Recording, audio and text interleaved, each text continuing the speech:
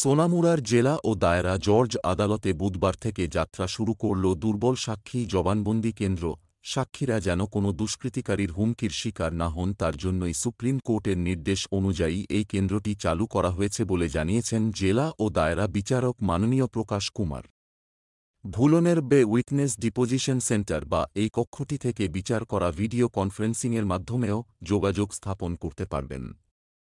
উদ্বোধনী অনুষ্ঠানে অন্যদের মধ্যে উপস্থিত ছিলেন চিফ জুডিশিয়াল ম্যাজিস্ট্রেট শুভদীপ পাল, পারিবারিক আদালতের বিচারক, জেলা আদালতের পিপি আইনজীবী মান্না সেন সহ আদালতের অন্যান্য বিচারক ও পুলিশ আধিকারিকরা। In this district, in the Sipahila district, we have opened the Vulnerable Witness Deposition Center for the vulnerable witnesses.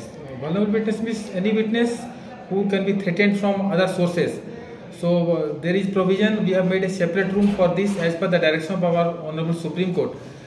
If these kind of witnesses come before the court, so in that room they will depose, and there is no direct contact between the witness and the accused. So there is no threatening from any other source. So that is the biggest benefit of this Vulnerable Witness Deposition Center, and that is as I have already stated, that has been opened as per the direction of our Honorable Supreme Court. Thank you very much. Thanks. প্রভাত ঘোষের report, সংবাদ ত্রিপুরা।